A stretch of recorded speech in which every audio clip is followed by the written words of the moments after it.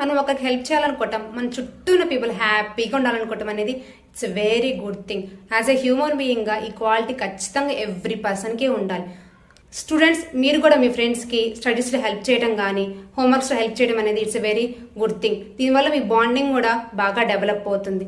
కానీ మీ టార్గెట్స్ మీద మీరు ఫోకస్ చేయకుండా, మీరు ఏవైతే డ్రీమ్స్ అచీవ్ అవ్వాలనుకుంటున్నారో వాటి మీద ఫోకస్ పెట్టకుండా అదర్ థింగ్స్ మీద మీరు ఫోకస్ పెడితే మీరు సక్సెస్ అవుతారా? ఒకసారి ఆలోచించండి. When you spending time on other things you will get distracted from the things what you want to achieve. మన మీద మనం ఫోకస్ చేసి మనమంటే ఏంటో మనకు తెలిస్తే కదండి మనం ఒకరికి హెల్ప్ చేయగలుగుతాము. Being kind should make you stronger, not smaller. Set boundaries for your selfs. Try to say no for few things. మీరు అడగచ్చు, ఎప్పుడెప్పుడు నో చెప్పాలండి అని. Try to say no when you need rest. Try to say no when you want to focus on yourself. Choose studying instead of helping others. True kindness comes when you include yourself in your care. Students, you don't have to do everything for everyone. Parents, let's teach our children that self-care is not a selfishness.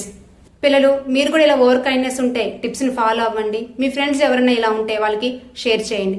Follow me for more updates if you believe that self-care is a part of a success. This is Future High with Anila, your journey, your hive, your future.